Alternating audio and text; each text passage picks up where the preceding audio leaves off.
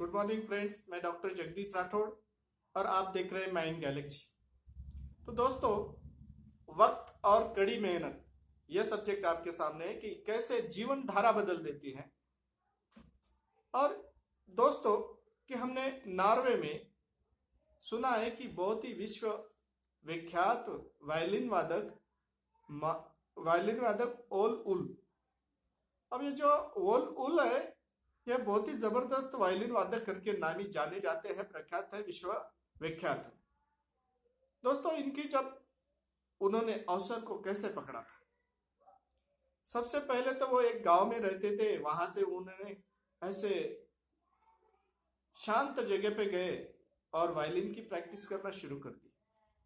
वहां पर प्रैक्टिस करते वक्त इतने तल्लीन हो जाते थे, वो मग्न हो जाते थे और कॉन्सेंट्रेट होके वहां पर वो वायलिन की प्रैक्टिस करते थे, उसकी रियाज करते थे। जब रियाज करते थे उस वक्त वहां पर कब दिन निकल रहा है और कब दिन का अस्त हो रहा है, दिन और रात का फर्क भूल गए थे। वो इतना अपने आप को इन्वॉल्व कर दिया था उसमें, और इसी तरीके से वो वायलिन इतना अच्छा बजाना सीख गए और सीखने के बाद अपने गांव में आ गए। और दोस्तों, गांव में आने के बाद में गांव में भी वैसी उसी तरीके से वो अपना वायलिन की प्रैक्टिस किया करते थे। और वो प्रैक्टिस करते करते एक दिन ऐसा हुआ कि वहां से नॉर्वे की एक जो महिला है, मालब्रेन, वो भी नामी संगीतकार थी और वो वहां से गुजर रही थी उस गांव से। और वहां पर उन्होंने बहुत ही जबरदस्त वायलिन का सुर सुना, वायलिन का बहुत ही बढ़िया आवाज सुना। और वहां पर ये संगीत सुनते ही वो मोहित हो गई, आकर्षित हो गई, और उन्होंने वहां पर अपने आप को नहीं रोक पाई। और वहां पर वो गाड़ी से उतरकर वहां पर लोगों से पूछताछ की कि वायलिन कौन बजाता है। और ओल उल नाम का कोई पर्सनालिटी है और इतना अच्छा जो है वायलिन बजा लेता है, वायलिन वादक है, ये सुन लिया। उसके बाद उनको वक्त ना होने के वजह से वहां पर आगे एक समारोह के लिए जाने के लिए वो जा रही थी, तो वहां पर वक्त कम होने के वजह से वहां से निकल गई। मगर वहां पर जाने के बाद आयोजक भी बेसब्री से उनका इंतजार कर रहे थे। और वहां पर इंतजार करने के वजह से वहां पहुंचते ही वहां पर कुछ ऐसी बात हुई कि जहां पर वो आयोजक के साथ उन मालब्रेन की भी कुछ अनबन हो गई। और अनबन होने के वजह से वहां से वो कोई प्रोग्राम ना करते हुए वापस निकल पड़ी।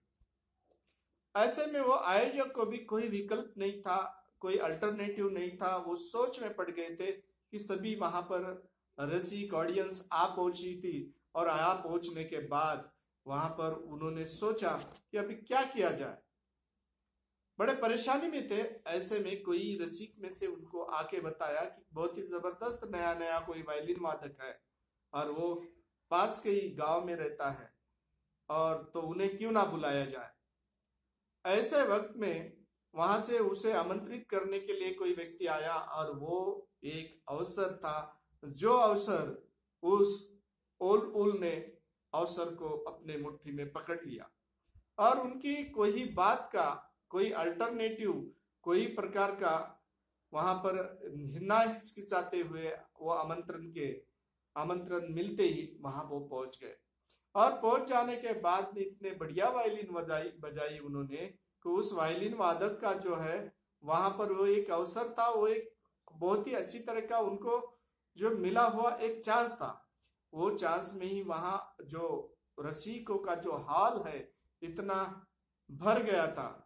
वहां रंगीनों की लाइन लग गई थी, रसिकों की लाइन लग गई थी। और उसमें वहां पर वही एक वक्त जो जिस वक्त में वहां पर उन्होंने सोच लिया, तो सोचने के बाद वहां पर कुछ लोगों ने उसको उस रैंक में ले जाके रख दिया, उनका वो वायलिन सुन के, कि ये दुनिया के नामी वायलिन वादक के नाम में उस पंक्तियों में उसका नाम आ गया। और वो वायलिन वादक जो है सिर्फ उन्हीं के मालब्रेन के वो प्रोग्राम में ना जाने के वजह से उन्हें मिला हुआ जो वक्त था, अवसर था, उस अवसर का उन्होंने सोना किया। दोस्तों, इसी तरीके से कोई जो वायलिन है या वह बजाने वाला है, या हम कोई भी काम कर रहे हैं, अगर हमें कोई अवसर मिलता है तो अगर हमारी कड़ी मेहनत है तो डेफिनेटली उस अवसर का हम सोना कर सकते हैं। उसका बहुत अच्छी तरह ऊंची चोटी पे जाने के लिए, हमारा मकसद कामयाबी के लिए उसका फायदा होता है। तो दोस्तों, आप सुन रहे थे doctor Jagdish Rathore mind Galaxy में। इसे सुनते रहने के लिए दोस्तों सब्सक्राइब कीजिए, लाइक कीजिए और बेल आइकॉन दबाना ना भूलें। नमस्कार।